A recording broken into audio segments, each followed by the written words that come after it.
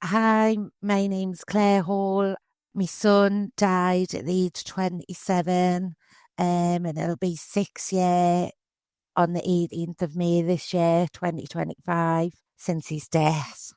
So since then, lots of things have happened, good and bad, and I was really pleased to be invited on this podcast to talk about grief, death, the whole horribleness of it. I just think it's a great thing to do. Hi, welcome to Room to Grieve podcast. We're your hosts, Karen and Bec. Grab yourself a cuppa, find a comfortable spot, and we'll journey through grief together. Thank you, and thank you for being here.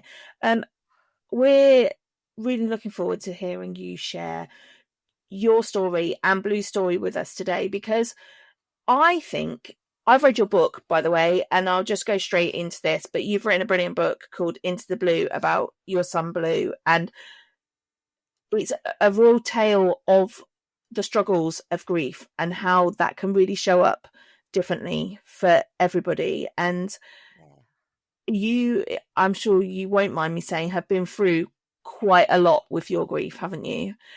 Yeah. And I think the testimony to you that you're sitting here now, really, next thing is just over to you, if you don't mind sharing with us all about your beautiful son. Well, I think that was a really interesting point that you've just said, that, I did go through a spell, and I think it's only natural when you start moving on in the process. I know I'm jumping ahead a bit here, but when you start moving on with the process, there is a sense of guilt. But really, now I know them were just my thoughts, and they were something I could keep a hold of or I could let go. And because I've always been a glass half full, ultimately where I am now, I've chose to let it go as best I can but ploughing on, still remembering him in every shape or form, and doing things, for him to be proud of his, and for to basically to just think, well, I am walking this earth, and what a shame that I can see this lovely blue sky today, this lovely weather. I can walk in the green grass. I can go to the beach and walk on the sand. And what a crying shame if I'd have just didn't appreciate it all. And I came to that, but it's took us a while. It's took us a while. Yeah. I mean, initially when he died with Blue, my story's slightly different to yours. My son died of drugs. I mean, he wasn't an addict very long. It's too long of a story to get into the whys and wherefores, Yeah. He doesn't come from a family like that. It just, lots of things happened. It was a whole mixture of things. And like I say, he wasn't an addict very long, and he just tried the wrong drug. And that was it. He was so plain and simple. And when your child dies, ultimately, afterwards, it's that they've died. It's not the how or the why or the wherefore, even though, it's horrendous. Like, I had a horrendous time before this. You would have had a different horrendous time. Yourself, the hate, the pain, it's the same struggle for all of us mothers the world over, no matter why they've died, or so when he died, obviously there was a knock on the door. I'd luckily had a year with him back at home, and he had been well that whole year. And I mean, really well. Like, he joined a gym, he hated the life he was living. And I just sometimes look back and think, how differently would it have been to my, my grief, if I hadn't had that last year with him. That, because I know the horribleness of, where the drugs take you in them bad 3 year. But then I had that good year, and he was going to gym, he was healthy eating, he was at the gym twice a day, as many times as he could. And basically, he had 2 blips, and the second one killed him. So, um, so but that's, you know, a whole big another story. But so it was a knock on the door, one police officer, which I think's absolutely horrendous for him more than it was me. And I stepped out my door and he looked lost. And I said, "Excuse me, can I help you?" And he said, "I'm looking for 22." And I said, "That's me." And it still didn't click. And then when he came in, it didn't click because that thought is so far from your mind. Why would you think anything? Yeah, you I just suppose yous were the same, even there was a totally different situation. You're never going to be prepared for. no. No, like just never. No. And basically got the formalities. Bless him, he said he would come back. I said, I don't want you to come back. I appreciate, you know, it's a really hard job, but I just want it over with. And then I just went downhill, like getting towards his funeral. And then really unwell the week before. And I mean, basically, bar from the colour of his coffin, and like I was just in my garden every day, and family would come and go, put tea, coffee down in front of us. I'd smoke like hundreds of tabs. I don't know who was getting us all these cigarettes, but I was smoking them. And I would just go, yes, no, just answer them when I had to.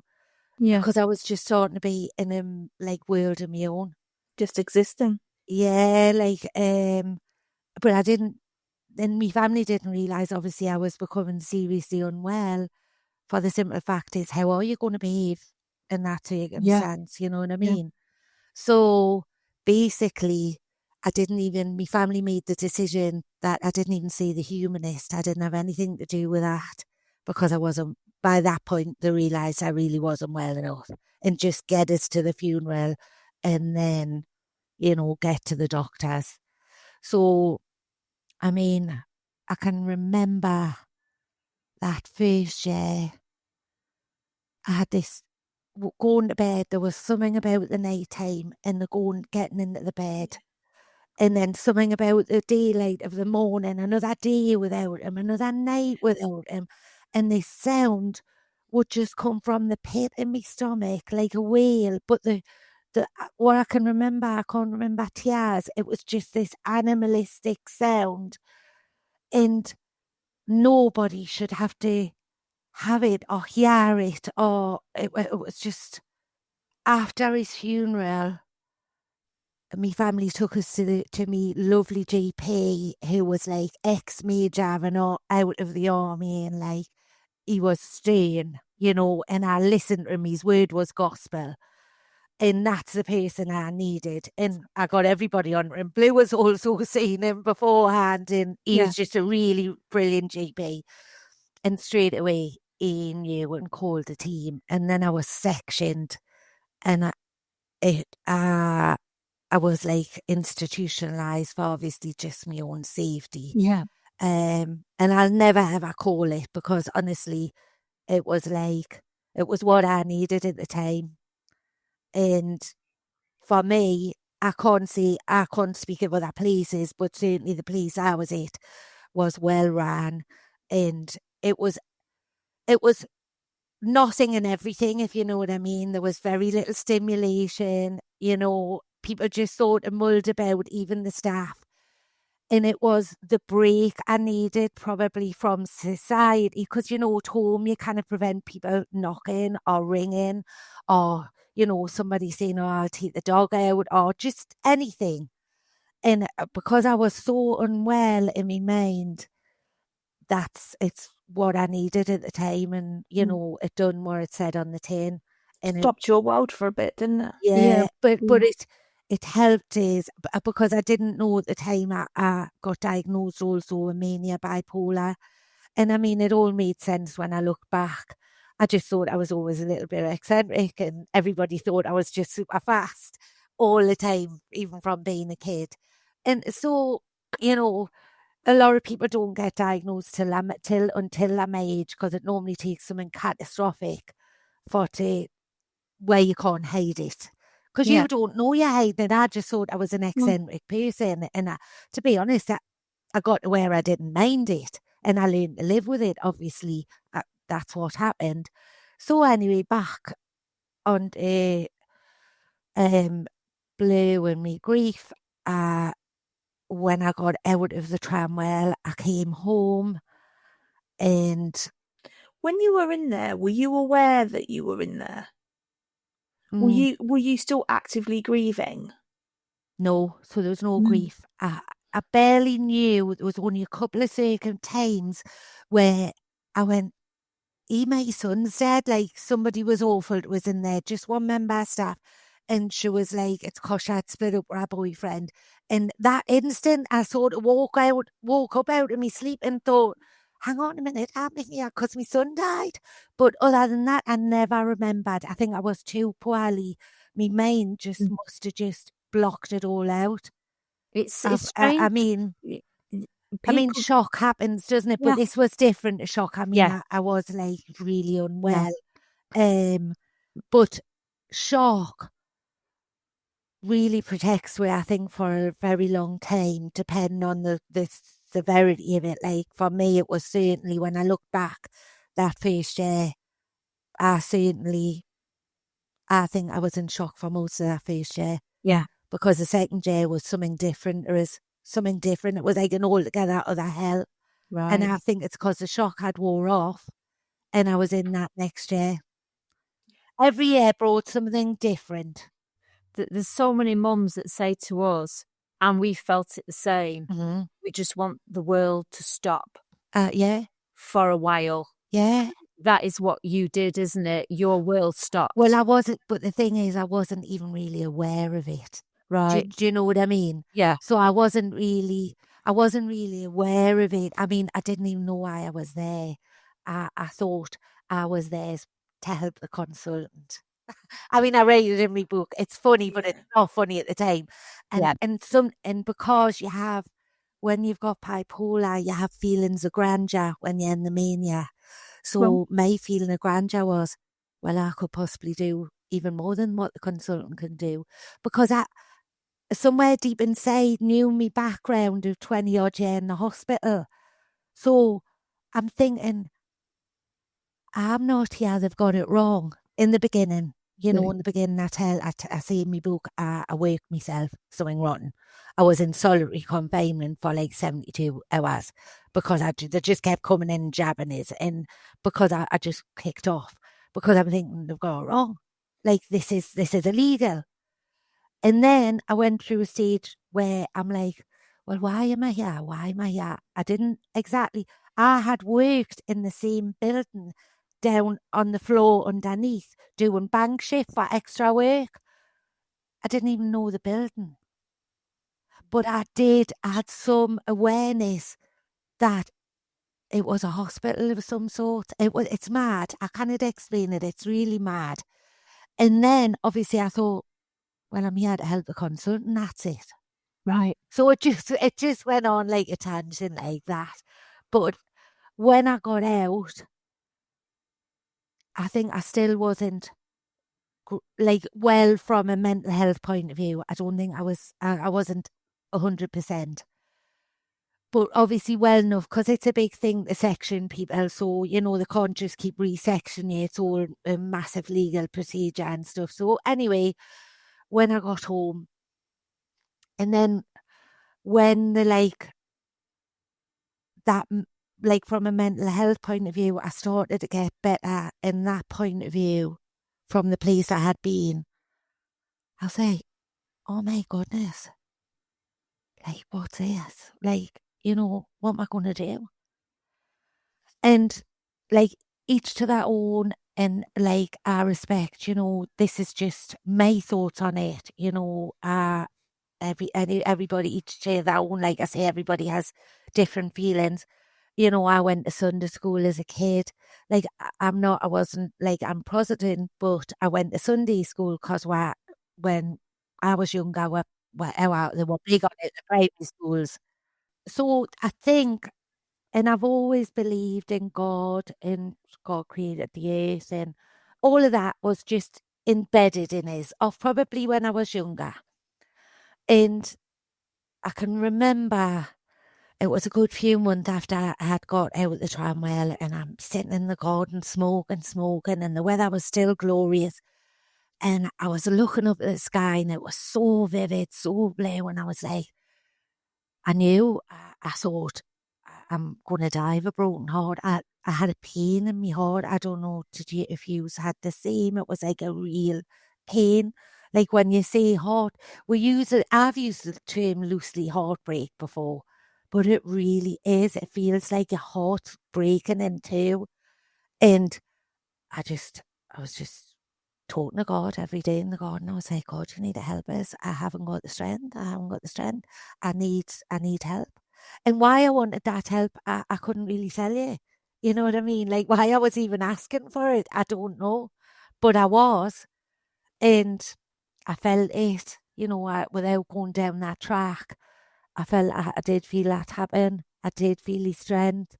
And basically, there wasn't a shining light, there wasn't any of that. But from all I can speak is from my perspective. Yeah. And I honestly felt his strength. And I thought, what am I going to do? Yeah. And I just thought, you know what? You're going to put one foot in front of the other. That's what you're going to do. Like, I've always been OCD in the house and stuff like that. Like, I'd look at the dishes in the sink and I'd think, I didn't even know where to start doing dishes. I didn't know where to start. And it was just terrible. Everything was terrible. I put loads of weight on very quickly because obviously I was on antipsychotic drugs and stuff like that. And I couldn't say I was really eating. And I thought, no, when I go to my GPs, I'm going to walk. Because it's like 3 mile there, 3 mile back, I'm going to walk. And I was walking down and it was like, well, that's nothing to me because before my back injury, I'm like Forrest Gump on a good day with a bipolar. I can do 30 odd mile. I'm still going, you know what I mean? And it's good to get rid of me mania because I'm just off on my way. And I just try and keep out of people's way. I just go on the back fields and stuff. And basically, so I'm walking to the GPs and I thought, so on this time at the GPs, I mentioned it and I said, I feel like I've got an old-fashioned diving suit on. I feel heavy, but it can it be just this way? What is it? It's like, I feel like it's like one of them old-fashioned diving suits heavy. And he was like, Claire, you're depressed. And I went, I'm not, I'm grieving. I couldn't get that you could be grieving and depressed at the same time. I don't know, I just couldn't. I couldn't fathom it unless I just was that full to the brim. I didn't need another thing. Do you know what I mean? Yeah. Another word, another bleakness. Another title. Yeah. Yes. Because it's bleak, isn't it? It's all. Yeah. And especially in the very beginning, and rightly so. But it just weighed on us, and I just done things and done things and done things. And I thought someday they're going to get easier. I'm just going to keep on doing them. When you say you've done things, what did you do? Anything, like just normal day-to-day life, yes. Yeah. Like housework, cleaning, what women will say, we'll dust first and then we'll hoover or we'll make the beds and then we've got our own little order, haven't we? Yeah. And I was standing in a room going, where do I start? Your brain just stops, doesn't it? It's just because it's so full, there's no room for one little last thing. And it's like it's empty but full at the same time, isn't it? Yeah. Yeah. It's mad. Yeah. And there's this doom, this black cloud that almost shifted over my house and over my heart and over my head, and it wasn't going away. And I was like, and somewhere deep inside me soul, the person I've been before I had blue, since I was a child probably, well obviously, that glass half full, that person that wants to, because obviously not knowing I was suffering from bipolar when I was, I've obviously had dark points, like after the highs, I've had the lows. And so I sort of knew in my background that I didn't like that feeling. And they were just little low things, nothing like this catastrophic, you know what I mean? Yeah. And I don't know, I couldn't tell you why, but I knew somewhere in that first year, I want to say 7 months, 8 months after he died, I knew I didn't want to stay in that spot. And I couldn't tell you why. Why I should have that thought Something at that shifted. point. Yeah. I mean, have you ever had that thought? Oh, it's too early, maybe. Grief's different for everyone. No, I think we had anticipatory grief. Yeah. And I think Yeah, so because we're all grieving, we're all yeah, going through hell, but it's yes, different hell for everybody. yeah. And for me, and probably for Bec, I'm not speaking for you, Bec, but That's fine. the end with our children was so bad. The I can't last few imagine. months of caring for them Yeah, was horrific. I I'm not can't saying, imagine.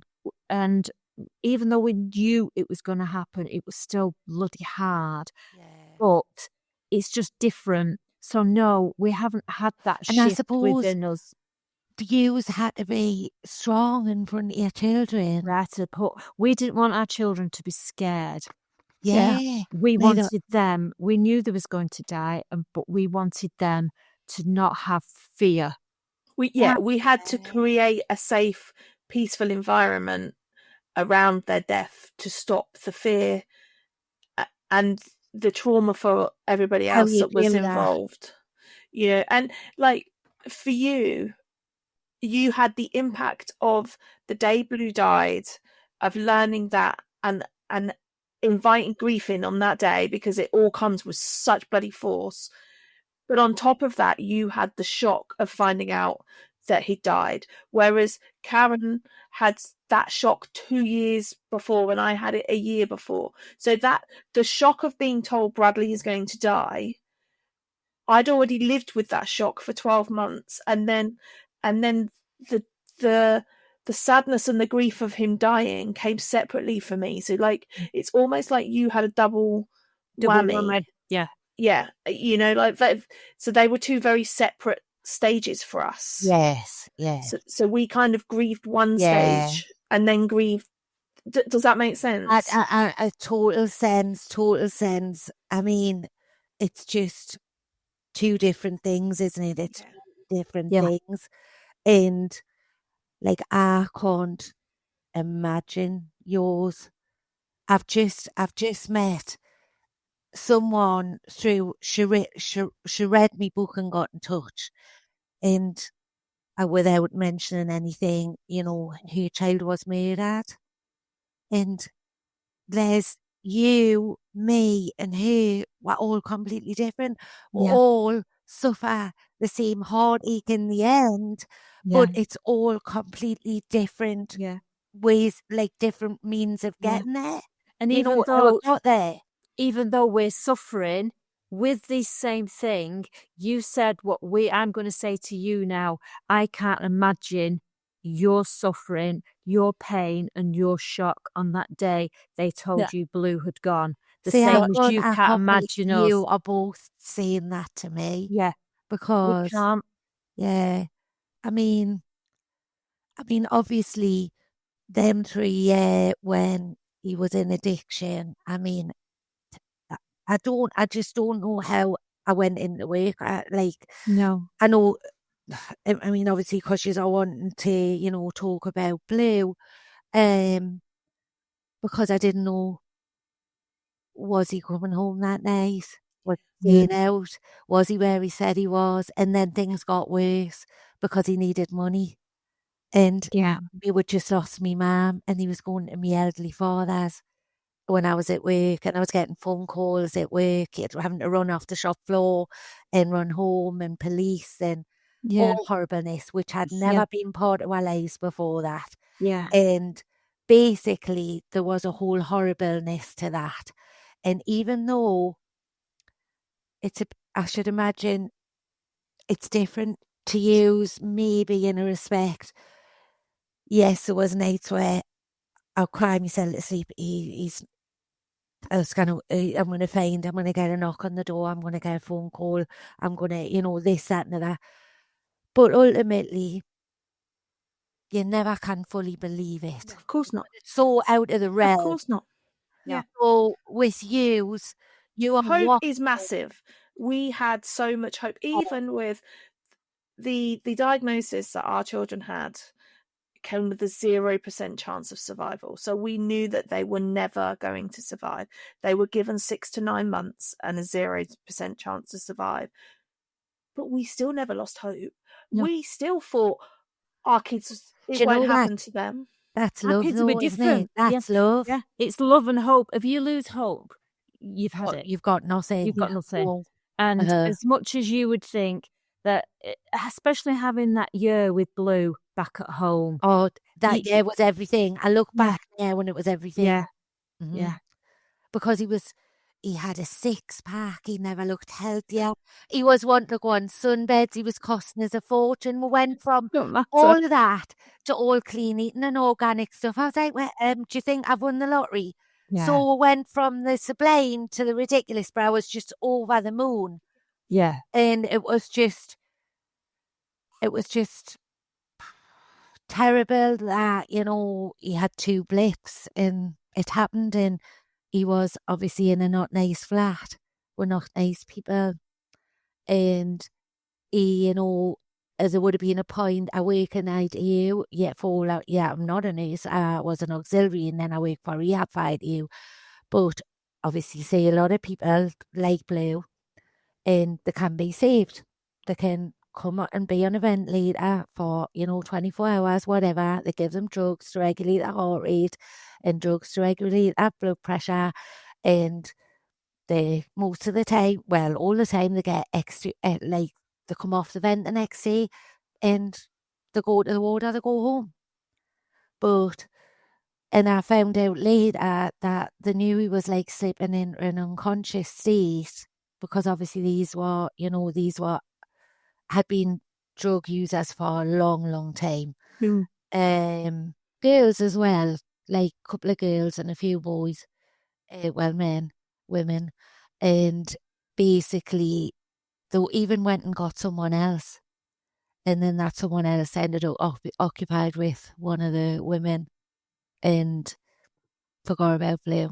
They could have phoned an ambulance. They wouldn't have been in trouble off the police or anyone. But anyway, that's what happened, and that's what, the awful truth of the matter is. And, I'd love for all these young people out there to realise, you would never be in any trouble if you phoned the ambulance service or the police service. And things like that, obviously, what I found out after his death and stuff. And I just knew that I didn't want to go down the route of being angry and acute. And I knew these people, even if I went and sought them out, seek them, I knew they would only tell us a right load of rubbish. And I probably wouldn't be able to believe that story. And I didn't want that to be the last thing in my head. So I'd rather I didn't have a picture of the flat. I could have went to the flat where it was, and I wouldn't. And a couple of my young nieces wanted us to, because it wasn't far from where I lived. And I said, I can't have that memory in my head. It's not going to bring him back. It's not going to change any of it. And I physically can't have that. And I'm pleased now that I chose that route. Yeah. Because I'd rather live with the fact that I just know what I think I know. Do you know what I mean? And and that's it. That was a brave decision to make that. I think it is totally right decision. That's what I'd do. It wouldn't achieve anything by going to that flat, would it? Right, yeah. And it would have just caused me more heartache. More pain. Down the road. But it's also weird how your mind has worked, because you said that so much in that period that you weren't aware of and that you weren't in control of, yet you've actually made some real astute, sensible, supportive decisions. So it's like you said about that all or nothing in your brain. Like, your brain's clearly working in two Yeah. separate halves there. That's I think when they say like adrenaline kicks in when it needs to. I think there's part of your brain that does kick in when it's like a fight or flight thing. Yeah. So it's like when you know it's mega important. I mean, to be fair, when I made that decision of not going up the flat, that was just, we're talking like days after we had the news. So I wasn't deep unwell then, but I certainly would have been on the road. But you're right. I think depend on the how important it is, or the severity or the necessity of it. I think our brain can sometimes kick in with that fight or flight mode and help you out, you know what I mean? Even Yeah. though then it can totally like shut down and block it out. But getting back to when I was at home, uh so I knew I felt I had got given that strength, and basically I knew I didn't want to say the hell was it's using old torture, isn't it? Yeah. It, there's no hell. There's no. There's nothing like it on earth, is there? No. There's just not. No. So, and I'm still staggered by how we all get up and do another day, because how that doesn't break you or you die of a broken heart, I just don't know. I No. still don't know. No, that's something that I deal with. I don't understand how life still goes on. I don't understand how we still do it. I think I just said in last week's podcast, I do have times where I enjoy times with my friends and I enjoy times with my family. Different type of joy, but I still don't understand how that happens. And I say it again all the time. I question the point of life, not in a, oh my God, what's the point in life, but in a genuine, inquisitive, like, Yeah, I know what's what the you point mean. of life? Yeah, not like yes, it would say you're going to kill yourself, but what is the point? Yeah. Anymore after that? And I think it's really important as well that most people that we meet that are in our situation, you can say to them, if you were given the opportunity to join your child, you kind of feel like you would, but that doesn't mean that I want to kill myself. And I think, Yes. Yeah. and it's like a universal thing, I think, that everybody kind of You feel has this tug that you just desperately that need to yearning. see them, smell them, touch them. That feeling was all consuming. And sometimes I had to stop it because I was thinking, I can't, it was too torturous. Yeah. But the feeling would come in waves. I don't know about you. You can't control that feeling. When that No. feeling hits, Yeah. you've got to just let it hit, because Yes. You're if you right. fight it off, it just gets worse and worse and worse. And yeah, it's that yearning. It's Yeah. to hear the voice, just like Yeah. you said, to smell them. Yeah. Emily never washed her hair. She was a scruffy bugger. And I used to say, oh God, Em, your hair stinks. I would do anything to smell that dirty Yeah. hair now. Yeah. Yeah. It's things Yeah. like that Yeah. that other people will not get and will never get. I mean, Blue was the last time I seen him. So this happened on a Saturday, early hours of the Saturday morning, and I last seen him on the Thursday. And I knew when he didn't come home, even when he just didn't, because he had a flat. I'd done the flat all out from not from far from when I lived, and the deal was when I went to work, he went to his flat, So, and it was a way of showing him to be independent. And basically, it was his flat as well. And just also that I didn't invite any trouble, because of the situation we'd already come out of. And so that was the deal, and it worked. It worked perfectly. But basically, he'd be at the car park with the dog, meeting his, like, the car park at work to walk us home, because he'd be desperate, because he hated his own company. And at that point, he didn't He didn't have any friends that he had for the last few years. He got rid of them all. Do you know what I mean? And his old friends obviously had started to get on with their life, and he was happy just being with me. I can remember vividly that Thursday. I'm going to have a shower. Can I take the speaker in the bathroom? And he had Sam Smith playing loudly, and he's singing away, and he had all me Elemis products, all me lovely stuff on there, which I had hardly any left of, when he died, because he just loved, like, taking care of himself, for how mad that seems, the life he had just been living. He was like, it was a nice day, I remember, and he basically had his shorts on. I mean, even in the winter, I used to wear shorts. Everybody knew him. Oh, he has blue with his shorts on. And he hop, skipped and jumped out the door. He was just in a really jovial mood, because he, obviously, you can imagine that, trying to recover, his mood wasn't, swung and roundabouts, because, it was hard for him, it wasn't easy.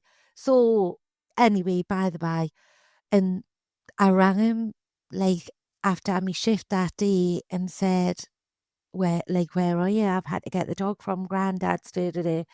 And he said, oh, Mum, I've just met a friend. And anyway, it turns out it wasn't the friend, I thought he had met. And I'm going, promises you'll be in tonight, and I'm at work tomorrow, and I need to get to sleep, and I won't get to sleep if you haven't come in, and all the rest of it. And he never come in. And eventually, obviously, I worried myself sick, rang, text. And at some point, I fell asleep in bed. And when I got up, I had to get up, walk the dog, go to work. I had to do these things. And I did send him an angry text, which I regret now, like saying, Blue, I can't believe that, you never even came in after all this time and all this hard work we both put in, and all the rest of it. Anyway, so that was like, that sadly was the last time I seen him. But I think that first year, somewhere, and I didn't even know why, what explanation there could be for it, I knew I wanted to get out of the hell. I wasn't prepared to stay in that place, and I knew it with every fibre of me being. I didn't know why, but I just knew I felt like that. And then in the second year, like I say, that shock sort of fell off for me. And I was like, whoa, what's this?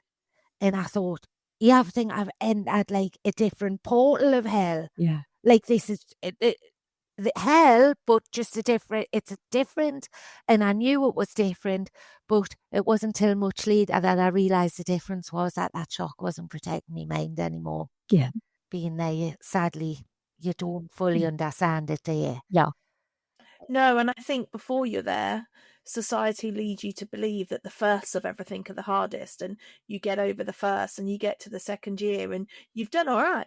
And you're on your way out on the other side, when actually the hell's just starting. People think they're comforting you. I think they're just trying to be nice, and they're saying, oh, like, oh, maybe next year we can do something, or, maybe you'll feel different then. And I think they're just trying to patch it up.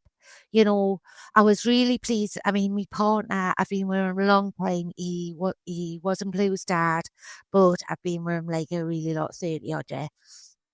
And basically, I was really pleased that he never tried to mend me broken heart. That was the biggest thing he ever done for me. He let us have it. More so, obviously, looking back, not at the time I didn't realise, but looking back, that was the kindest thing he ever did. That he understood that part of my heart went with Blue, and it wasn't coming back. Did he speak about it, Claire, or did he just automatically do that? Well, he automatically done it, but he did tell us later, like when I was in a place where I would understand it, sort of thing. Yeah. And he looked after us like a parent when I come out of, the Tramwell unit. So I don't know, but he just instinctively wanted to take care of us, because he's got 3 children of his own, and he just couldn't even ever under, like you just couldn't imagine it. And he said he would have been broken and never been fixed if it had been him. So he just allowed us to do whatever I needed to do. Because I used to just say, oh, I'm going upstairs to read, but I wasn't reading. I just wanted to sit and just look at it all and just think whatever thoughts I needed to think. And I needed that time on my own. And it's a truth. A wise man said this to me when my mum died. He said, how was your dad? If the best thing you can do for him, Claire, is to let him sit with his grief, don't feel like you need to be with him all the time. He said, because people need, because he had lost his wife prior, and he said, you need the serenity and the calm and the solitude to sit with it. And, you know, I've seen people run from it. I've seen people book holiday after holiday or do, you know, lots of things. And I get it. But you can't, we know, don't we? You can't run. You can't You said run. that in your book. There was lots you did. There wasn't there. You did the drinking, the smoking, the shopping. But I've drank the wine. You know what I mean? On a school night where I would never do that. You know, and I'd work the next day, and I've done it all. I had New York already booked after Blue had died because it was for Robert's birthday present, and obviously I was still in this shell shock. And Robert was like, well, cancel it. And I was like, well, we'll just go. I mean, what I was thinking of, I had a massive meltdown in the airport. I was at like Gatwick or Heathrow, I can't even remember. And I had a massive meltdown. The same thing coming back, because there was something about going away from it and something about coming back to it, which was Karen horrific. says that all the time. It's difficult. Yeah. Coming home to them not being here. And also not just about me, what I was smiling at was about Simon, Bec's husband, on their first journey. He had a meltdown on the plane going to South Africa, didn't he? Oh, God, it was horrific. Yeah, that was our first holiday. I think after Bradley died. I think in the air, there's we've spoke about it in the past. Altitude as well. You feel closer to them as well. And yeah. that, what we was talking about before, wanting to be with them, you're up in the clouds. Oh, did you? I didn't feel that. I felt like if I could have got that door open, I'd have jumped out. Yeah. And I'm not suicidal. I had that feeling of, I was excited about going in the clouds because I thought I'm going to feel close to him. Yeah. And then when I was in the clouds, he still felt just as far away. So then I felt like, oh my God, I don't have my answer I was looking for. Yes. But my husband literally sat and rocked in a chair and cried, to the point that cuddling a teddy bear that had got Bradley's voice in it, to the point that the flight attendant came and said to Simon, my husband, hello, what's your teddy bear called? No, I'd really like to thank you both for flying with us today. He never. And I just didn't have the words to say anything. So they all sat there thinking that my husband was a few sandwiches short of a picnic because he didn't cope either. And you're not bothered, are you? You're not bothered. Who's witnessing it? He wasn't. No. You're just flat on. You're just a nothingness. He doesn't even remember it. Does he not remember it? Not until we remind him. Oh, yeah, I bet you do. It just shows you just don't know who you're speaking to and what's occurred. No. Do you know what I mean? But I just got hammered. And then my partner was like, I didn't feel great. As soon as I got in the airport, I didn't feel great. And he got the paper out, you know, had a coffee. I thought, I go to the duty free, that'll take me mind off. Even though, like, shopping, something I've always loved, was just like not even a thing for us anymore. And I walked head on and he's a favourite aftershave. And then I turned around and I walked into, there was a big shelves and shelves of Lancaster, you know, the tannin enhancer that, you know, everybody used to get. Well, he loved it. Every time I went away, he used to say, Mum, get us some more of that, because he loved to keep his tan. And I like changed from the aftershave to go away from that and walked into shelves and shelves of that. And I just thought, and I didn't cry. I don't know how I didn't. And I just didn't. I couldn't get my breath. I thought, right, calm down. You're having a panic attack. And then basically, by the time I got up the escalator, as soon as I was walking towards Robert, he was like, what's wrong? And I was like, listen, I said, you'll just, I pointed to this like little gin bar, open air gin bar. And I just said, get us a gin. I says, I can't tell you, you have to give us a minute. He says, do you want another drink? I says, yes. He says, a double. I said, get us 2 doubles. And I went like that and then went like that. And then he found a lounge so I could smoke, go on like the rooftop terrace and smoke and drink to my heart's content. And I mean, he hasn't drank for a few years, and he's just sitting with his coffee with his feet up, but he was watching us. I could see he was watching us on the terrace. And I could have drank the guy behind the bar. I'm not kidding. His gins were like that, to that much tonic. And I wouldn't even have been able to stomach it had I not been in the place I was in. And I could have drank that bar dry and not felt drunk. I felt sober as I don't know how many drinks later I had. I mean, I don't know whether I looked sober, but I certainly didn't. Yeah. I mean, I don't know whether I looked drunk, but I certainly didn't feel, even tipsy. But on the way back, I had the same feeling, the same nightmare. So I had the same bartender, well, he's twin. I see that in the book. And he just took us through another lounge. He was like, what? Because I was like, well, there's no doctor here. There's no pill you can take. Just take us to the bar. So I was like, but this time, the drink knocked us for 6. How the hell was on that flight? I just kept my head down basically, and I just tried to keep stum because when you feel like the drink's coming out of your pores, and I slept. The only good thing is I slept all the way home in a scrunched up ball, and I was frightened to go away again because I thought I can't do that, can't do it, and then basically jumping ahead, we see the second year, and then that was a different torture. And then when I got into the third year, I just started looking into loads of mindfulness. And I was always a positive person, and I knew lots of things off me job as rehab. Obviously, that's the whole thing. You've got to get them going because they've just been through all of that terribleness, and the last thing they want to do is rehab. So I knew some stuff, but I knew I wanted to learn more. And that's what I did. And I started me walking again, full on walking. When I was off, obviously went soon as much as I could. Every herbal thing you can imagine, which most of them I still take. And I started clean eating, as in clean,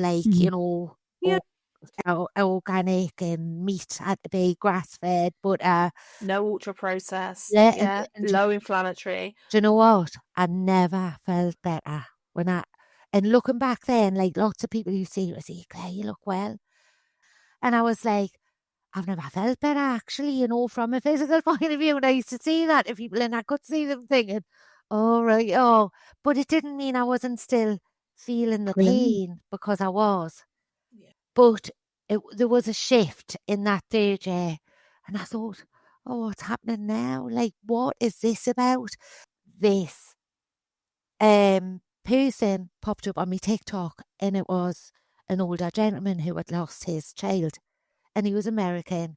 And this was all his TikToks were about, positiveness, but he was always out walking and doing them. And he mentioned this thing about grieving himself. And I thought, this is it. This is what I'm feeling now. I'm not just feeling the loss of Blue. I'm never coming back. I'm never going to be that me that I've been for, nearly 50, at the time, nearly 50, 40 odd year. And I thought, that's it, it's gone. And why I was even grieving that, I couldn't tell you. But I did in a way, but probably because I wanted that whole life, because our whole life meant Blue would be in it, you know what I mean? Maybe, I don't know. I mean, I think you do change as a person. Karen and I say it all the time. oh yeah, Fundamentally, we are not the same people. I don't think in the same way. I don't behave the same. I don't even eat the same food in terms of foods that I crave and that I like. Even my taste has changed. It's the most random thing. yeah, yeah. I think because it's so life altering that you can't, you can, like, my mum died first and I was super close to me mum, super close. We never had a wrong word. And I lived 3 doors away from her. I was there every day, 2 times a day, 3, sometimes 3, and then on the phone in between. And when I lost her, I thought, hey, I'll never feel a pain like this. Not then to think you're going to lose your child. And obviously, at least she went in an order of events. You know, later on, I come to terms with her grief. Well, I didn't have a chance because Blue died. But I would have came to terms because, you know, she was older and she'd had all her life and lived a full life and a good life. I'll never feel this hate. I can remember thinking.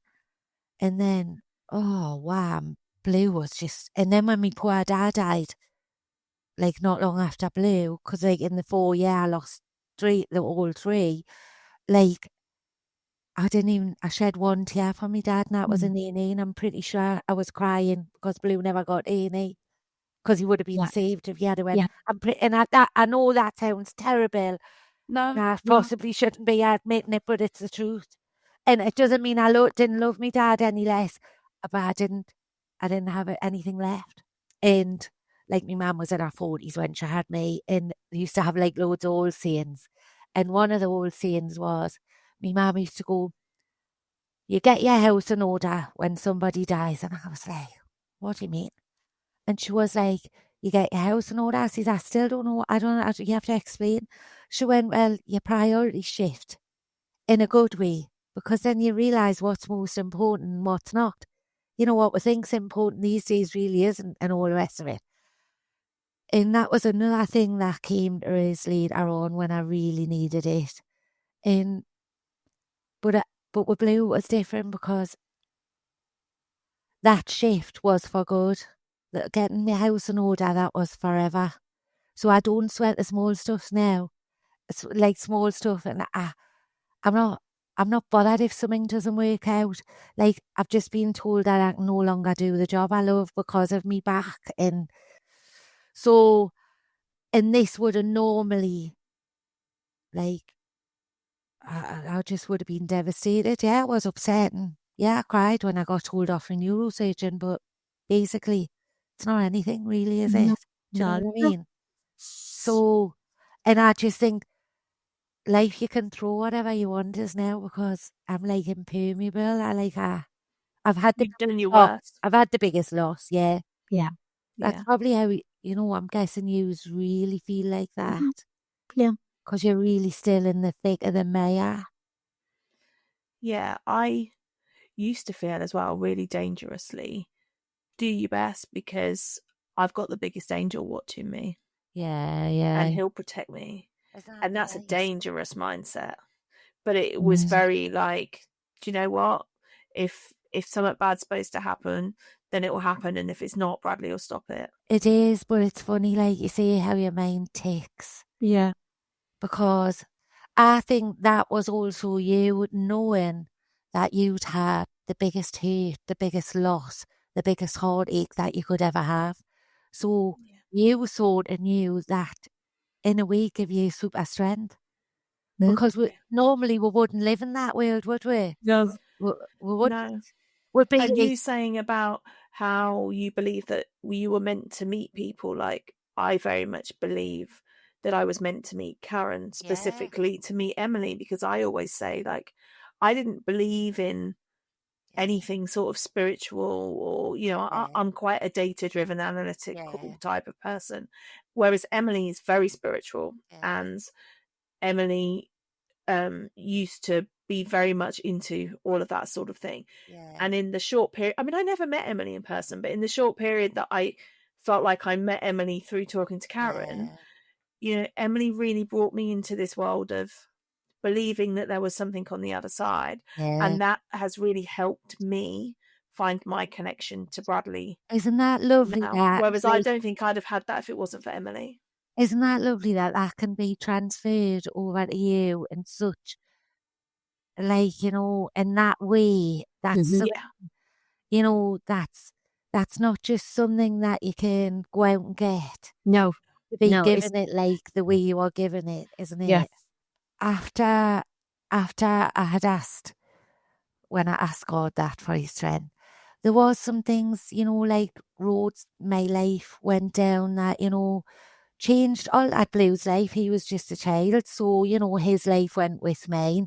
And I did, I don't know, I wanted, like Robert was like, you don't need forgiveness for anything, but I said, yeah, I do on some things. And I don't know, that's the way I felt, and I knew I needed it.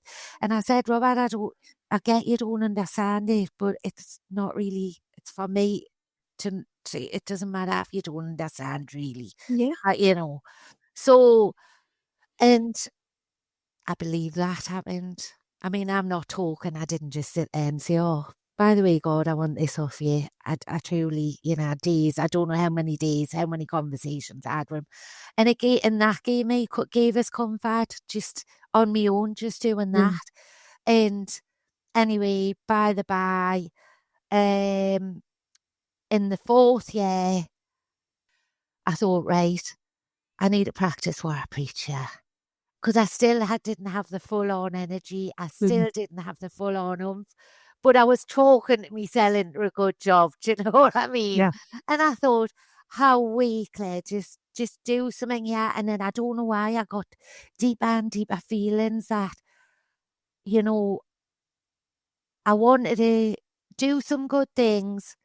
I wanted God to take very good care of him, which I knew he would, but I just wanted to make extra sure. And I just wanted a simple life, but I wanted to do things I'd never done before. And I wanted to, if Blue could see us, I wanted to make him proud. Yeah. So in that 4th year, I claimed Ben Nevis, I claimed Snowdon, and I claimed Helvellyn. And last year, I was doing Scafell until this happened with me back. And I claimed them, and it was a chore. I can't tell you, because for all I can walk like I do, claiming's a different beast. No. And it doesn't help when you don't, you've just, you're going to claim Ben Nevis and you're out of nowhere, frightened the heights, which it was never a thing. And oddly enough, Blue was frightened the heights all his life, Right. and I never was. So I done them things, and I thought, right, I've done them, and I thought, right, every year I'm going to do something that I haven't done. Mhm. Shit up us. What have I got to lose? Okay, you know, you're never going to, like, I'm never going to be um embarrassed by something or bothered by something or nothing, you know. I know, like, nothing like that is going to ever bother us on the level that it would ever do in the past. And I don't know, I just thought, you know what? I used to like do me walking, and I used to think, my son cannot do this lovely walk I'm doing today. He cannot eat this lovely food. He cannot, you know, I don't know what he's doing up there, but I know it's not like our life on earth here sort of thing. I know it's very lovely. I can imagine it's very lovely. But I thought, I'm going to do all the things. That's what I'm going to do. And you know what? I just thought, that's the way I'm going to go on. That's, Yeah. I don't know. I don't know why, but that's, and I know, like we said before, when I spoke to that psychologist at work, and when she had said, I could have punched her, I could have left her over the table and punched her in the face and said, 5 year, you know, bang. Like, who are you talking to? That's never, ever, ever going to happen. But do you know what? So for the sake of the recording, before we came on air, Yeah. Claire was telling us something that a psychiatrist has said to her at work. So do you just want to reiterate what it was that you said that they told you? Yeah, I went to see her. It was all through COVID that we, you know, each went to see her off from ITU. Basically, we ended up just speaking about, you know, Blue dying. And she said there is a thing in psychiatry where when you get to the 5 year mark, that, but by the year you get to year 5, normally there's a turning point. she said, you know, I'm not saying it's exact 5 years, but in any textbook, any medical textbooks, that's what they would say. And I just felt so angry, and I thought, that's why I'm so, like, I'm on guard when I'm talking to mothers like yourself who aren't as far down the road. I try to be careful as much as I can with my You don't words, have to be careful with us. We like honesty. Yeah. because I know it's, if I was sitting in your shoes, I wouldn't understand, because I didn't back then. I was so mad at her, and I thought, I'm never going to not feel like this. Who are you talking to? You've got no idea. No idea. You haven't, I know you haven't lost a child because you would have told us.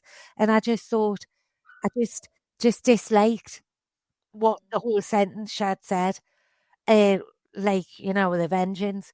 And never believed it. And I can hand on my heart tell you that last year, every year, it was chipped away, was a little bit better.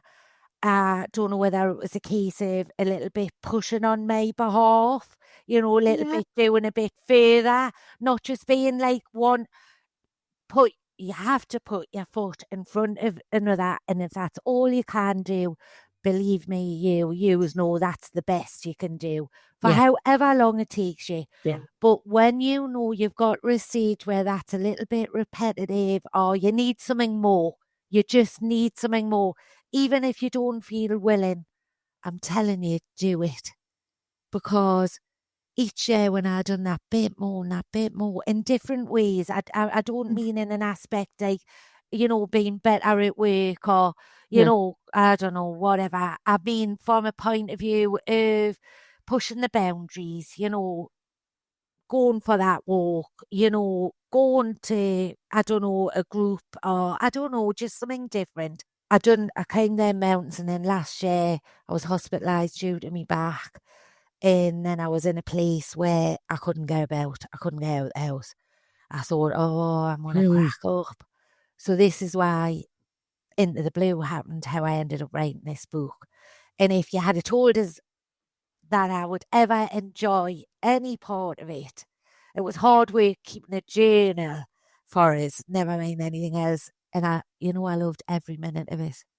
And then when I read it back, I thought, I've read much shit at books and that. And I thought, you know what it is? I'm just, because it blew, and I'm not just saying it, I got an editor. Because I would have never had the confidence to do that prior to him. But now I couldn't care less. You know, if I got like a hard no, or that's a right load of rubbish, that book don't bother like being me as an editor, you know what I mean? I'm not bothered about the things I used to be bothered about. And if you can take something good out of that, that's what I've took good out of it. I've like sort of sieved out all the shit, the bits that I'm not bothered about, you know, that none of us should be bothered about really. But we do, because life gets in the way. Before our children were before we had these big losses, we all get caught up in this life.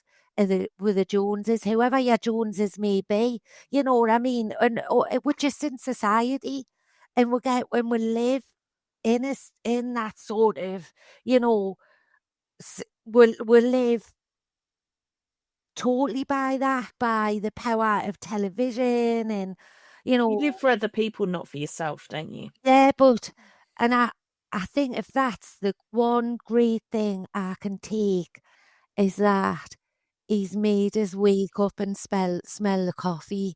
That what's really worth, there's very little things that's really worth a lot to me anymore. All them things that I thought they're all out the window.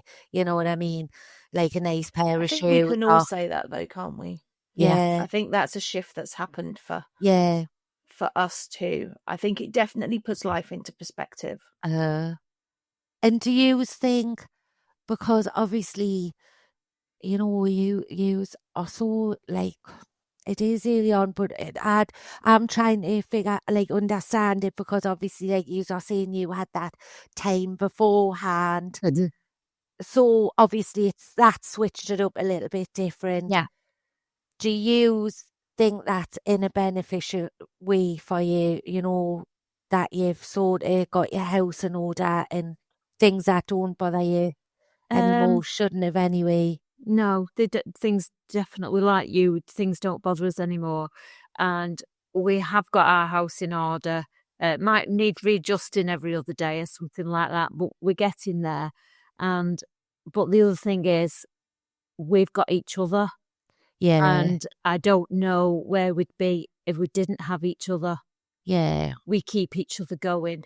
Yeah. When she's down. Talking to somebody who gets it is huge, isn't it? Yeah. I think it takes a weight off, doesn't it? Yeah. Because you don't have to explain the hard bits, because that too huge to explain. Yeah. You can never In a explain it. nutshell. And you don't have to think about what you're saying. Like, with people who don't get it, maybe I have to think first about, oh God, are you going to think I'm going to go and kill myself if I say that? Whereas I know that I can just say it as it is to Karen because she gets it. Yeah. You know, there's no, she's not looking for something else or trying to interpret, or she just gets it. Yeah.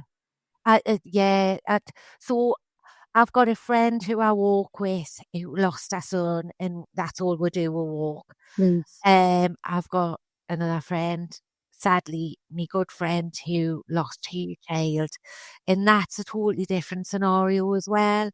And then obviously I've got these people that I've met, you know, since my book's been out there, and they're mothers who've lost their children and got in touch.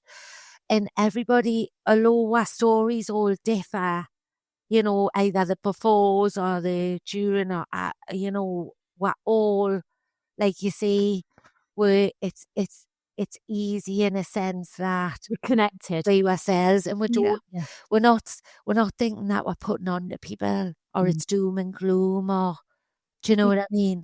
Because why shouldn't we? Like, I'm guessing yous are, you know, exactly the same, even like where yet that we want to remember them all the time. Yeah. You know, they're our child, you know, we're their mother. And for us, they still very much exist, and their lives still very much matter. And the day that they died still feels like yesterday. Yeah. I mean, sometimes now I get, like, see, it's coming to Sunday, and I'll be like, where's that 6 week? Yeah, gone. But in other times, it's only fleeting. I think, oh, it's been so long since I last seen him, or I didn't want it to get further away. Yeah. Do you know what I mean? I just wanted, like you are saying, the clock to stop. Yeah. Because I didn't want it to be further away. Because you know what you do, sometimes you worry, will I remember this? Will I remember their voices? You know, with just off the top of your head. And things like that. And there's loads of horrible things go through your head, isn't there? Yeah. But I'd like for people, it's really hard to put this in like a correct way without it not sound. I'd just like for people to know that you're not always in that horrible purgatory. That isn't forever. And I would never understood it back then. I would even say 3 year in, even possibly 3.5 year in, I wouldn't understood it. Yes, we still have them heartbreaking moments where, you know, we're thinking of them, but we're upset. But we also get them times where they think we're thinking of them and then we're jovial about it, you know, especially when we're speaking to each other, like, you know, you do, like, we'll laugh about, you know, because we're both similar characters, me and my friend son. Both, like, the kids were both jovial and, you know, they could sell sand to the Arabs, sort of thing. Yeah. So both our laddies were like that. It's not the hell that we lived in. We have the heartache the same. And you know what? I just think, honestly, like, I'm going to do my driving lessons this year. Wow. Done. I've had a provisional in the drawer for 2 years. Every year I'm just going to do something. You know, something that puts us, like, in shock sort of thing, that I'm thinking, am I really doing this? You know what I mean? Yeah. So it sort of takes my mind off as well. So he'll be thinking, what's my mum doing now? Oh, I know like the book, he would just be astonished. He just wouldn't believe it. So when I registered it, I spoke to a lovely lady. You need an ISBN number, your barcode on the Yeah. back. And I knew there was all these on Google, and I thought, they must be dodgy. There can't be that many places sell these. Well, as it turns out, that's right. There's only one place that's allowed that should sell them in England. So anyway, I got in touch with this lovely lady on the telephone, and she lived down south, and she used to live in Durham, and she I was needs going to more a say, Geordie. And I went, does she understand you? yeah, I've never said, I've tried to calm my accent down because I'm really quite broad. Do you understand I it? understand, yeah, but she Yeah, won't. my sister. I mean, I'm deaf and I wear hearing aids and I lip read, so I do struggle a little bit. But my sister lives in Newcastle, or near Oh, Newcastle. She lives in Ashington, and she's married to somebody who's from Newcastle. well, But they've even got a different accent. Oh, I should. I'm going to say, when he starts speaking to his family, I'm like, Aye, and again, yeah. it's not even English. Yeah, it's totally different words. So I've omitted all them words. I was today. I was just thinking, God, you're actually quite easy to understand. No, well, so I'm just trying to be correct, which is, Thank you. because it is hard, isn't it? I have a feeling that we're going to have listeners on the other side of the world. So, hello to all of you in America and Canada and Australia that Yeah. haven't understood a word Claire's just Oh. said. So I'm from Newcastle, where the Angel of the North is. They'll know where that is. Then everybody knows the Angel of the North. Yeah. In Newcastle. And brown ale, the lake brown ale in America. So Do they? Do they? yeah, Right. apparently so. So, and I just want you to know, and other mothers out there, that there is some sort of peace. There will be. And I'm sure, both lovely Bradley and Emily would both want that. Yeah. It's so, Yeah. I believe that. eventually, wouldn't there? Yeah. Yeah, we believe that. You do. I We just believe don't know whether you did yet, Oh, you yeah. never know. We believe that. We have both created this absolutely fabulous world where Bradley and Emily live, with an absolutely brilliant life that we're very jealous of, and we Yeah. can't wait to join them. Yeah, yeah. And I mean, look at what yous have done so early on this podcast. This must have been so unbelievably hard for you to do. It's actually Like, it's no, I hard. mean initially, maybe. Was No, it? no. Was it I not? I would like to say it was, but it really wasn't. It was actually cathartic for the two of us. Oh, right. I mean, it's Yeah. hard in that we're very raw and honest, and people see us Yeah. snot and cry all over the screen. Like, All right. it is what it is, and Yeah. that's what it is, and that's what the whole podcast is for us. Right. It's not about making it into something that it isn't. And there are days when it's super, super difficult, and we cry loads, but we laugh a lot too. And Yeah. that's the reality and the duality of grief, isn't it? Really? Yeah. Mm-hmm. And even if nobody listens, Karen and I find it so cathartic to sit here and talk to each other every week. But I just, when I was thinking about it, when you first got in touch with us and stuff, and like I listened to a couple of your podcasts, and I thought, how amazing is that? Because to be like, I just wasn't even in that place to, in the beginning. I just thought it was so brave, and I understand what you're saying. It's cathartic, but on them days where you're either having an all right day and you're thinking, oh, I want to do that the night, and I'm having an all right day the day, or it could be a really bad day, like one or the other, couldn't it? Yeah. Well, we don't script the podcasts, so if we're having an all right day, then that's quite reflective in the podcast. All right. Because the podcast then is a lot lighter. If we're having a really shit day, then we use the podcast to air that. But I think what you just said there about how you watch us and think, how do you do that?